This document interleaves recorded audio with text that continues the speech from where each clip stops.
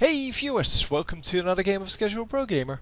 Today we are doing another StarCraft 1 versus 1. StarCraft 2 1 versus 1.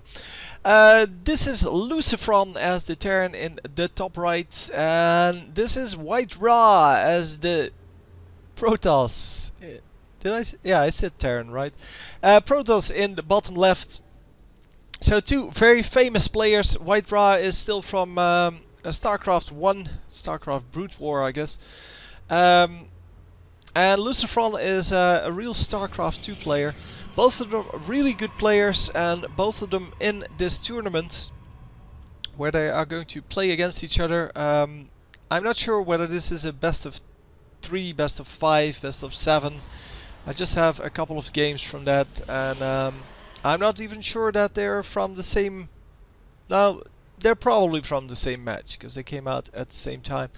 But they are recommended matches, so I don't really take any responsibilities for having all the matches in this series. And yeah, it's just I do recommended matches. If you have a recommended match, please let me know. Either send it to me, so send me the replay file, or point me to where it is on the internet.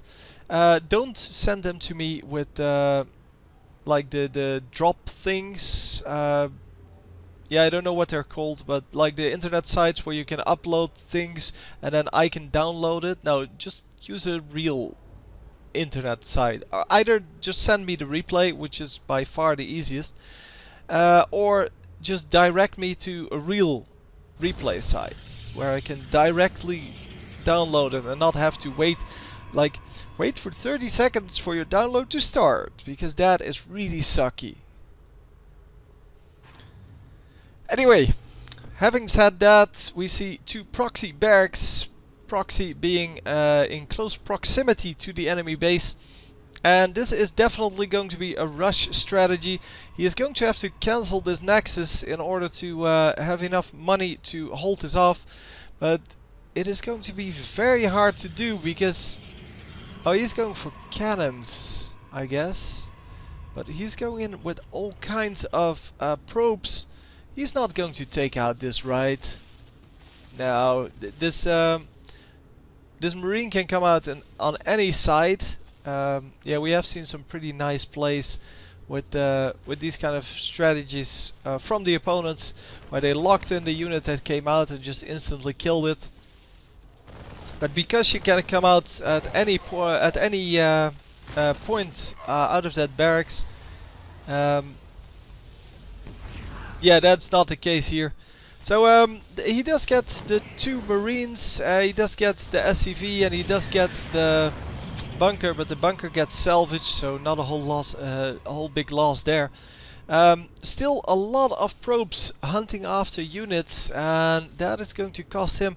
Of course, there are still Marines coming out, and in the meantime, while we are watching this, there are cannons coming up in the base. Oh, only one cannon. Okay, that's good too. Yeah, he has very limited amount of mining, and that means that yeah, he's going to be screwed in the long run. Because income-wise, he is really behind. Look, he's at half income. And even if he could snipe part of these barracks, they're still going to just lift off and do something else. And he's just losing so many units. Even though by now, well, especially resources, that's my main problem, my main concern. By now the base is pretty safe, because against a photon cannon a few Marines can't really fight against that. And yeah, we do have a pylon here to block the expansion. And yeah, he's just going to expand with multiple barracks, in fact 4 barracks set to be built.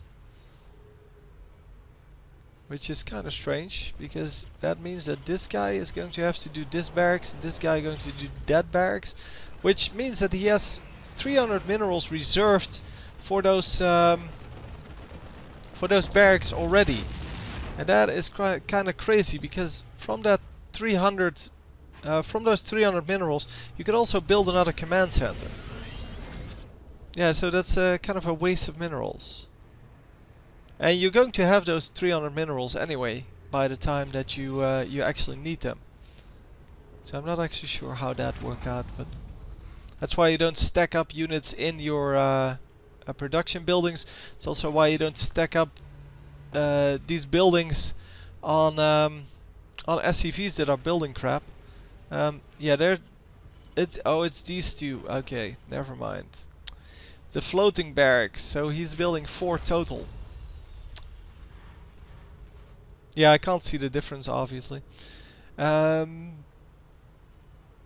just going into a little bit more of a normal game now. And yeah, I can't really see the... hang on. This one.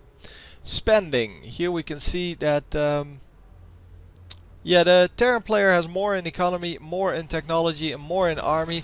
And since they both have an equal amount there, and an equal amount of harvesters, and the Terran has a higher income, I guess the Terran is just ahead. He just, well, he is supposed to have a higher income with 4 mules out, but still I think he's ahead because he has just more invested in everything. He has more invested in his buildings, in his army, and yeah, I'm not actually sure how much. Yeah, they lost about the same amount. I mean 75. Sorry, 125 between them. That's not going to make up for anything. And I'm not even sure, he salvaged the bunker. I'm not really sure if that registers as 100 or only 25, because I'm pretty sure that registers for 100, even though he only lost 25. So that would make a 50 resource difference, and that is not a big deal. So I'm going to shoot at this guy. Oh, let me turn on the production tab so you can actually see what's happening in their mines and in their bases. Yeah, you can see that the infantry level, weapons and armor are upgraded, are being upgraded. The stim pack is being upgraded, and he's building some marauders, some yeah, STVs, blah blah blah. It's marines and marauders with some med effects that are going to come out later. That's the basic strategy that we always have here. And the automaton going to watch this attack as it goes. And only going to lose 2 SCVs there. 3. Okay. Let's see. Yeah, 6 to 5. It's not a big deal. There's nothing between them, but this may actually be what the Protoss needed. No third base coming up for the Terran player. He lost a couple of SCVs, and yeah, all in all, that's pretty good. So the Protoss player actually able to come back from that that opening, and I guess he needed to pull off quite a few drones to make that work.